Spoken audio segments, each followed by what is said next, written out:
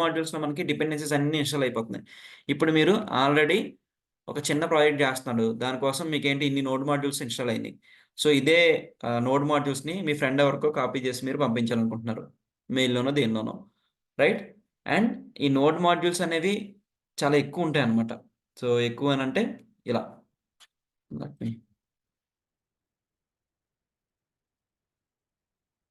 File ఎక్స్ప్లోరర్లోకి వెళ్ళి, okay. So ఈ node మాడ్యూల్స్లోకి వచ్చి చూస్తే నాకు ప్రాపర్టీస్ అని చెక్ చేస్తే ఇది చాలా, ఇది చూసారా, ఈ చిన్న ఒక 2 డిపెండెన్సీస్ నేను ఇన్స్టాల్ చేస్తే 12 MB వచ్చింది, అవునా? ఇది తీసేస్తే ఎంత ఉంటుంది? గట్టిగా వేసుకుంటే మన యాప్ ఎంత ఉంటుంది చూడండి. 1 KB 1 KB 9 KB అంటే 11 KB ఉంది మన యాప్ మొత్తం. కానీ ఈ డిపెండెన్సీస్ మొత్తం తీసేసుకున్నాయి కదా, రైట్? సో అందుకని ఇక్కడ సింపుల్గా ఏంటి అని అంటే, మనం ఎవ్రీ టైం ఎప్పుడైనా కానీ ఎవరికైనా పంపించేటప్పుడు ఈ నోడ్ మాడ్యూల్స్ ఎక్స్క్లూడ్ చేసి ఇందులో ఉన్న ఫైల్స్ మాత్రమే పంపిస్తూ ఉంటాం. ఈవెన్ మనం గిట్లో పుష్ చేస్తున్నప్పుడు కూడా ఎప్పుడైనా మనకి నోడ్ మాడ్యూల్స్ అనేవి ఎక్స్క్లూడ్ అవుతాయి, ఎక్స్క్లూడ్ అయ్యి పుష్ అవుతాయి. ఎవరన్నా గిట్ నుంచి క్లోన్ చేసుకుని ఈ నోడ్ మాడ్యూల్స్ రావాలంటే సింపుల్గా వన్ థింగ్ చేస్తారు. ఏం చేస్తారంటే, నేను నోడ్ మాడ్యూల్స్ ఇప్పుడు డిలీట్ చేసేస్తున్నా, right? Okay, so continue. So నేను నోడ్ మాడ్యూల్స్ని డిలీట్ చేసేసాను. Okay, something right. So node మాడ్యూల్స్ని డిలీట్ చేసేసాను, రైట్? నోడ్ మాడ్యూల్స్ డిలీట్ చేసేస్తే నేను ఇక్కడ యాప్ డాట్ చేసాను, రన్ చేశాను.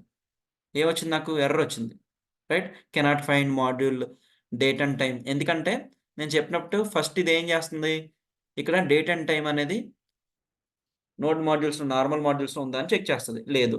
ఏదైనా ఫైల్ ఉందని చెక్ చేసింది, లేదు. సో నోడ్ మాడ్యూల్స్ ఫోల్డర్ ఉందని చెక్ చేస్తుంది, అది కూడా లేదు. అందుకని ఇష్యూ వచ్చింది. సో మనం ఎప్పుడైనా కానీ గిట్ నుంచి ఒక పబ్లిక్ రిపాజిటరీ నుంచి కానీ లేదంటే ఏదన్నా మనం క్లోన్ చేసుకున్న తర్వాత వెంటనే NPM ఇన్స్టాల్ అని కొడతా ఉంటాం. ఎందుకు NPM ఇన్స్టాల్ కొడతాం అంటే దానికి సంబంధించిన డిపెండెన్సీస్ అన్నీ డౌన్లోడ్ అవుతాయని, ఓకే. సో ఎందుకంటే మనకి గిట్ హబ్లోకి కోడ్ని పుష్ చేస్తున్నప్పుడు ఈ నోడ్ మాడ్యూల్స్ని ఇగ్నోర్ చేస్తారు. ఆ ఇగ్నోర్ చేయడం ఎలాగో ఇప్పుడు చూద్దాం, ఓకే. సో NPM ఇన్స్టాల్ అని కొడుతున్నాను చూడండి, NPM install, just NPM install or NPM I అని కొడితే సరిపోయింది. ఎందుకంటే NPM ఇన్స్టాల్ అని కొట్టిన వెంటనే ఫస్ట్ థింగ్ ఏంటంటే ఈ ప్యాకేజ్ JSONలోకి వెళ్ళి డిపెండెన్సీస్ ఏమున్నాయా అని చెక్ చేస్తుంది. సో ఈ డిపెండెన్సీస్లో ఏమున్నాయి మనకి, date and time and mongoose ఉన్నాయి.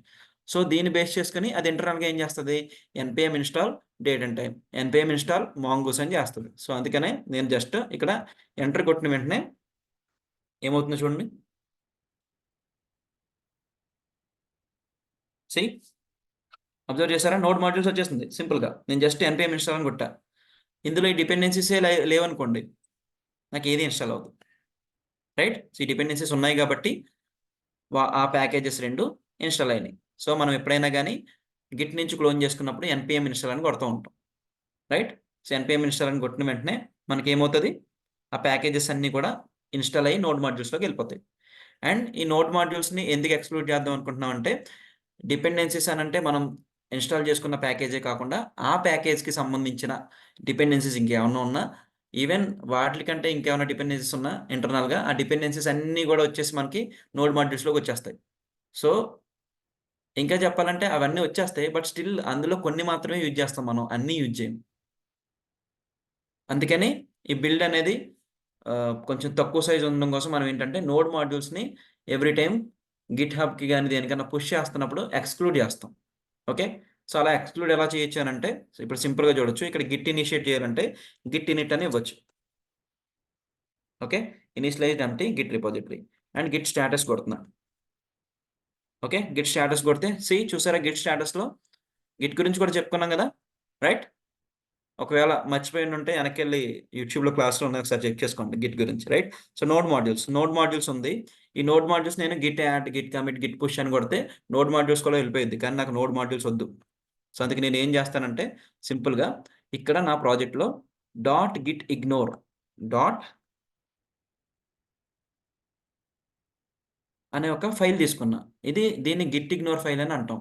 ఇందులో ఏంటి అనంటే ఏ ఫోల్డర్స్‌ని గానీ, ఏ ఫైల్స్‌ని గానీ మనం గిట్‌కి కమిట్ చేసేటప్పుడు ఎక్స్‌క్లూడ్ చేయాలనుకుంటున్నామో అవన్నీ కూడా ఇక్కడ రాస్తాం, ఓకే. నేను ఇక్కడ సింపుల్గా node_modules అని రాస్తాను. సో సేవ్ చేశాం. node_module అండ్ సేవ్ చేశా. సేవ్ చేస్తే గిట్ స్టేటస్ కొడితే ఏమొచ్చింది నాకు, నోడ్ మాడ్యూల్స్ కనిపించట్లా. ఎందుకంటే అది యాడ్ చేసినప్పుడు పుష్ చేసినప్పుడు నోడ్ మాడ్యూల్స్ నాకు వెళ్ళొద్దు.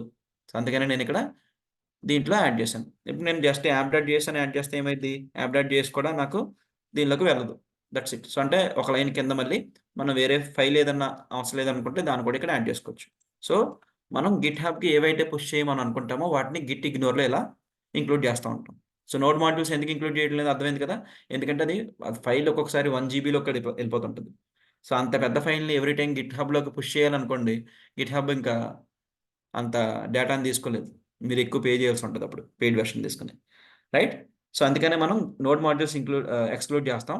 బట్ గిట్ నుంచి ఎవరైనా క్లోన్ చేసుకున్నప్పుడు ఎన్‌పీఎం ఇన్‌స్టాల్ అని సింపుల్‌గా కొడితే ప్యాకేజెస్‌లోకెళ్ళి డిపెండెన్సీస్ చెక్ చేసుకొని ఏ డిపెండెన్సీస్ ఉన్నాయో అవన్నీ కూడా ఇన్‌స్టాల్ చేసేసుకుంటది. అండ్ మనం ఎక్కడ కావాలంటే ఆ డిపెండెన్సీస్ అక్కడ యూజ్ చేసుకొని మనం ఫంక్షనాలిటీస్ అన్నీ చేసుకోవచ్చు ఈజీగా. రైట్?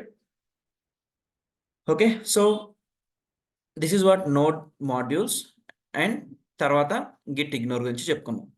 ఓకే. అండ్ ఇక్కడ ఏంటి అనంటే క్యాప్ సింబల్ ఉంది గదా! సో ఇప్పుడు నేనేం చెప్తున్నాను గిట్‌హబ్‌లోకి నేను పుష్ చేసేసాను.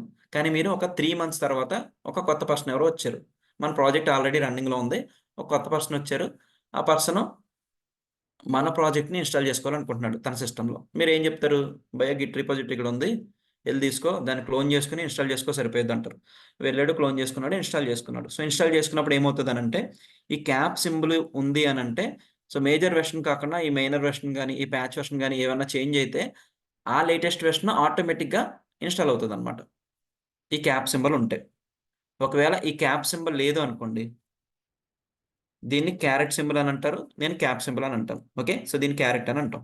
ఈ క్యారెట్ సింబల్ ఉంది అనంటే ఎవరన్నా కొత్త వాళ్ళు ఎన్‌పీఎం ఇన్‌స్టాల్ చేస్తే లేటెస్ట్ వెర్షన్ ఏదైతే ఉందో అంటే లేటెస్ట్ అనంటే మేజర్ వెర్షన్ కాదు. మైనర్ అండ్ ప్యాచ్ ఫిక్స్‌లు ఏవైనా యాడ్ అయితే అండ్ అవి ఎక్కువగా ఉన్న ఫంక్షనాలిటీని బ్రేక్ చేయకుండా ఉన్నాయి అని అని అనిపిస్తే అప్పుడేమవుతదంటే మనకి ఆటోమేటిక్‌గా ఆ వెర్షన్‌కి అప్‌గ్రేడ్ అయిపోతది. అంటే 0.3.4 రావచ్చు. 3 మంత్స్ తర్వాత, 4 మంత్స్ తర్వాత. కొత్త వాళ్ళు ఎవరైనా ఇన్‌స్టాల్ చేసుకుంటే. ఈ వెర్షన్ అనేది ఇన్‌స్టాల్ అవ్వచ్చు. ఎప్పుడు క్యాప్ అని ఉంటాయి. ఈ క్యాప్ లేకుండా నాకెప్పుడు ఒకటే వెర్షన్ ఉండాలి అని అనుకున్నారనుకోండి మీరు. సో, నాకెప్పుడు ఒకటే వెర్షన్ ఉండాలి అని అనుకుంటే ఈ క్యాప్ తీసేస్తే ఎవ్రీ టైమ్ ఎవరు ఇన్‌స్టాల్ చేసినా 3.0.3 మాత్రమే వస్తది. ఇది కాకుండా ఇంక వేరే వెర్షన్ అనేది ఇన్‌స్టాల్ అవ్వదు.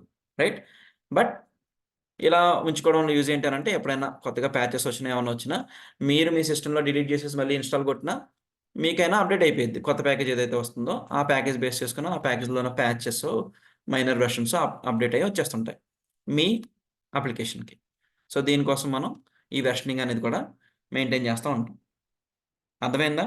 So, this is what node package manager. So, మీరు ఎలాంటి అప్లికేషన్స్‌కి అంటే ఈ నోడ్ జేఎస్‌లో డిఫరెంట్ ఫ్రేమ్‌వర్క్స్ ఉంటాయి. ఇప్పుడు ఎక్స్‌ప్రెస్ జేఎస్ అని చెప్తాను. ఆ ఎక్స్‌ప్రెస్ జేఎస్ తీసుకున్న అందులో కూడా డిపెండెన్సీస్ ఇన్‌స్టాల్ చేసుకుంటాం. ఇప్పుడు మాంగోస్ చెప్పాను. మాంగోస్ అనేది కూడా థర్డ్ పార్టీ లైబ్రరీ. ఎందుకనంటే ఆల్రెడీ డేటాబేస్‌కి కనెక్ట్ అవ్వడానికి కొన్ని స్కీమాస్ అవన్నీ ఎలా కనెక్ట్ చేస్తాం ఇవన్నీ కూడా ఒక ప్యాకేజ్ లాగా మాంగోస్‌లో ఓఆర్ఎం టూల్ లాగా ఇచ్చేసారు మాంగోస్‌ని. సో, అందుకని మనం జస్ట్ మాంగోస్ ఇన్‌స్టాల్ చేసుకొని దాని త్రూనే మనం పెద్దగా ఫంక్షనాలిటీస్ ఏం చేయక్కర్లేకుండా కొన్ని ఫంక్షన్స్‌ని కాల్ చేసి డేటాబేస్‌లో ఇన్సర్ట్ చేయడం, డేటాబేస్ నుంచి గెట్ చేసుకోవడం ఇవన్నీ ఈజీగా చేసుకోవచ్చు మాంగోస్ యూజ్ చేసి. అలానే మీరు చూస్తే యాంగులర్ గాని, రియాక్ట్ గాని, వ్యూజేఎస్ గాని ఏవన్నా ఏదైనా గాని జస్ట్ ఈ ప్యాకేజెస్‌ని బేస్ చేసుకునే ఆ డిపెండెన్సీస్ అన్నీ ఇన్‌స్టాల్ అవుతాయి. ఎవ్రీథింగ్ మోస్ట్‌లీ ప్యాకేజెస్‌ని బేస్ చేసుకునే జరుగుతూ ఉంటాయి. సో, ప్యాకేజెస్ అని లేకుండా ఈ నోడ్ అప్లికేషన్స్ ఉండవు. ఎక్కడికైనా ఎళ్లి చూసుకోండి. ప్యాకేజెస్ అని లేకుండా నోడ్ అప్లికేషన్స్ అనేవి ఉండనే ఉండవు. ఎందుకంటే ప్యాకేజెస్‌లోనే డిపెండెన్సీస్ ఉంటాయి. డెవ్ డిపెండెన్సీస్ ఉంటాయి. అండ్ దెన్ స్క్రిప్ట్స్ ఉంటాయి ఇక్కడ. ఆ స్క్రిప్ట్స్ ఎలా రన్ చేస్తారు ఏంటనేవి కూడా ఫర్దర్‌గా చూద్దాం. ఆ స్క్రిప్ట్స్ అంటే ఎన్‌పీఎం స్టార్ట్ అని కొట్టిన వెంటనే మీకు రియాక్ట్ ఎలా స్టార్ట్ అయిపోతుంది? రైట్? ఆ స్క్రిప్ట్స్ కూడా ఎవ్రీథింగ్ జావా స్క్రిప్ట్ నుంచే జరుగుతున్నాయి.